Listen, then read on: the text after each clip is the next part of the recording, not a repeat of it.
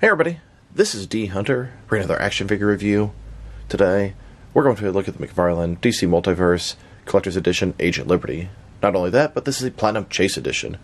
This one has a white and yellow suit versus the original with a black and yellow suit. I do believe this is the main suit he used in the comics, and this is the one that the packaging reflects from the source material. Now this guy is kind of difficult and annoying to get in the US. Agent Liberty is a San Diego Comic-Con exclusive and a McFarlane Toy Store exclusive. I got my original by winning him through the EQL raffle. Then McFarlane put a bundle of both these guys up, and it was for retail price at their website. And I thought to myself, this might be the easiest and only way I'm going to get this Platinum figure. In other countries, like Canada, you can just go to GameStop, they have Agent Liberty, and you might find a Platinum. But in the US, no retail stores will have this guy, just the McFarlane Toy Store. And maybe they'll do an EQL for just the Platinum one in the future, who knows. But for now, I have this guy checked off my list. Unfortunately, I have a second regular Agent Liberty that I didn't really need. I guess I'll just stick with my unopened figures. Like I said, don't really need them there. Would have preferred to have just been able to buy this one. So let's take a look at the packaging. As you can see at the top, 22 moving parts. McFarlane Toys, ages 12+. McFarlane Collector's Edition, DC Multiverse, Agent Liberty, Platinum Edition. Here he is in the package. We have sort of energy shield, collector's card, display stand for the card, some flame exhaust for his rocket pack, and then there's a display stand behind there. One side of the package, McFarlane Collector's Edition, Agent Liberty from Panic in the Sky. This is the 17th figure in the Collector's Edition subline. Other side, Agent Liberty. On the back, here he is posed up. Like I said, he's in the white costume, the Platinum version. And at the bottom, there's his barcode, if that helps. So with no further ado, let's open him up. And like I said, I ordered the bundle from the McFarlane Toy Store. So I've got two of these guys, but I already have the regular one open. So I'll leave that guy unopened for now and see what's up in the future. Alright, now that this figure out of the package, here he is with all the accessories laid out. Display stand, energy shield, flame for his jetpack, collector's card, and stand for the card. Before I download all that, let's talk about and check out the figure. So this is Agent Liberty. He used to be a CIA operative, but eventually he found out how corrupt they were and left. He joined the Sons of Liberty, worked for them, and eventually found out they were corrupt as well and led by the same people that led the CIA. He was instructed to kill some sort of senator, refused, and then while he worked for them, he encountered Superman. Eventually later, he leaked a bunch of information about the Sons of Liberty to reporter Clark Kent. And then he left them, sort of went on his own, did his own thing. He even worked with the Justice League for a very brief period of time. So he's a hero that doesn't have powers and has sort of a suit that helps him and a bunch of different weaponry. I've seen some people say he's sort of a DC version of Captain America, and I would not agree with that. He has no powers, but he has an armored suit and a bunch of advanced weaponry. So let's take a look. Start with his face here. Pretty basic looking mask. Yellow on the top, you can see his chin exposed, white eyes, black around them, but it has a little bit of personality. There's a little bit of detail in his brow, etc., etc. It looks kind of cool. You can see an outline of where his ears are. He's got a star on the front, some straps that lead to his jetpack on the back, a little hole we're going to plug in the flame. It's done on the blue Beetle Booster Girl body. You can totally tell by those prominent abs up top. It looks kind of weird. They've used his body a ton of times before, and you know what? I think it works pretty good for this guy. I don't really have any problem with the reuse here. He's a pretty basic character, and they added everything they should with the front straps and jetpack, etc. He looks cool, and to me, this is his proper color scheme. And a closer look at his face and head sculpt, it gives him a little bit of personality, the way they put the black around the eyes. I like it. I think it looks good. Like I said, it's basic, but they achieved everything they needed to with this guy. Now for his accessories, starting off with the boring stuff. Here's his display stand, typical McFarlane display stand we've seen a million times before. The only difference, this one has a DC in silver at the bottom, signature for the Collector's Edition. Then, it's basic. Here's his collector's card. And as you can see, it's an image of Agent Liberty flying through the city skies using his jetpack. He's in the white costume, just like the figure. McFarlane Collector's Edition. On the back, there is a description. If you want to read that, pause now. Here's the Platinum Chase collector's card on the left, next to the original version on the right. I hate how they're exactly the same. They should make something a little bit different.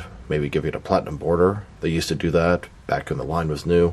And it doesn't do much for me. But if you want to display the collector's card next to your figure, you have a stand to do so. Now it's like an energy shield.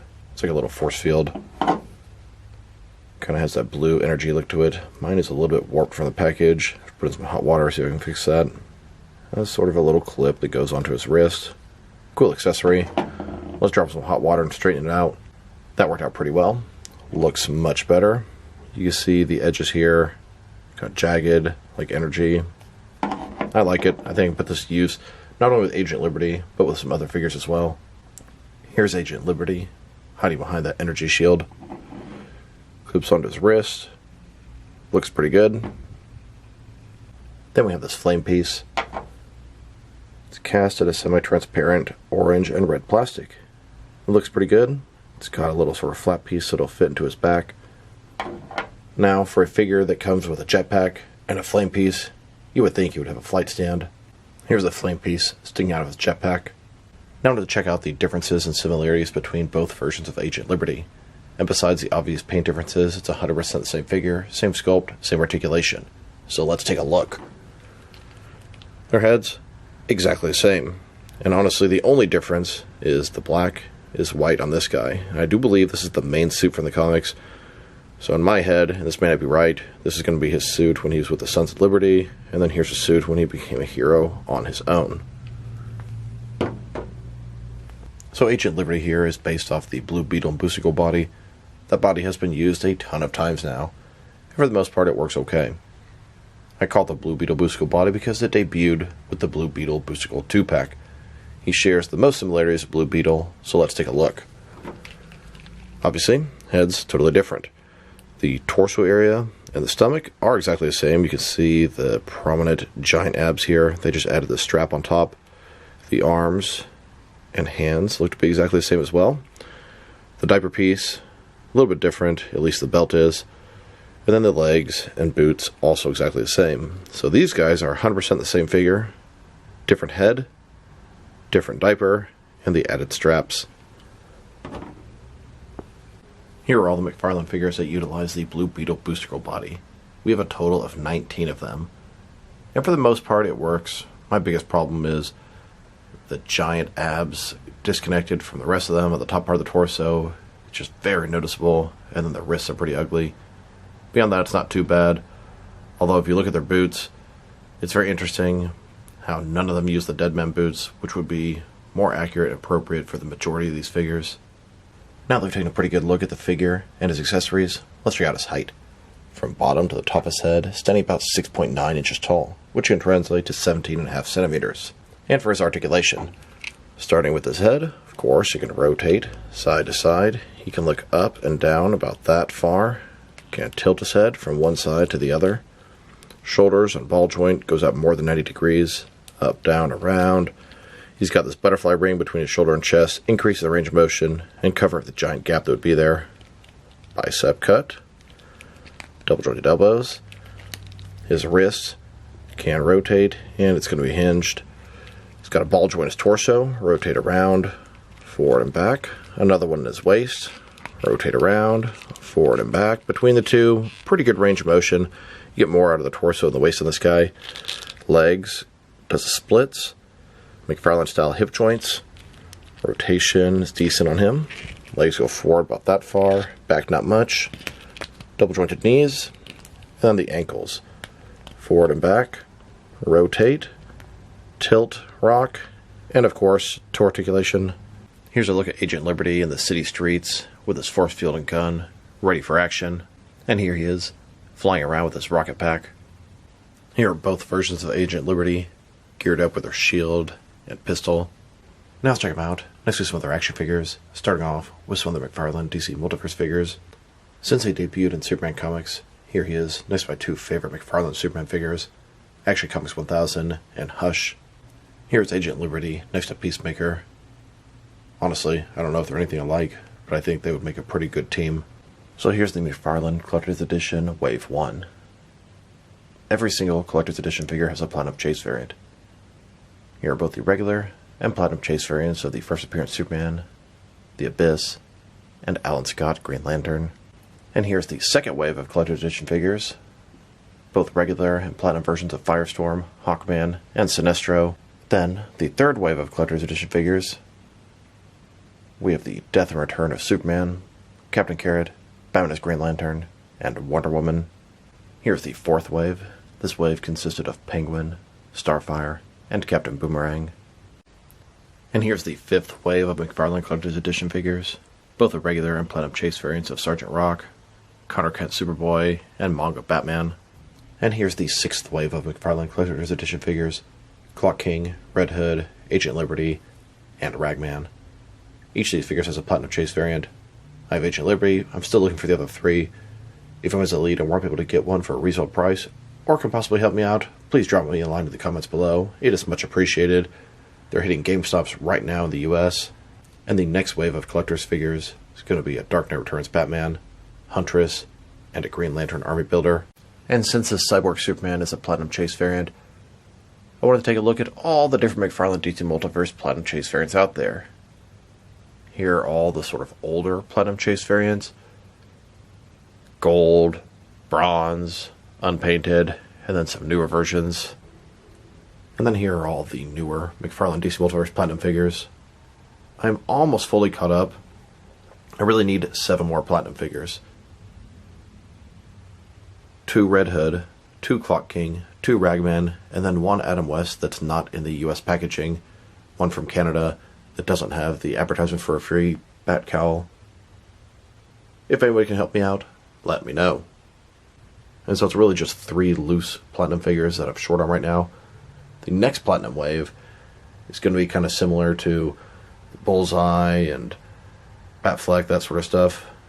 That's the Question, Shiny Knight, and Effigy. Now let's check them out. Next is some other recently released McFarlane DC Multiverse figures. Here he is, next to the Batman Forever wave. Batman, Robin, the Riddler, Two-Face, Collective Build, and Nightmare Bat. Here's Agent Liberty, next to most recent Platinum wave.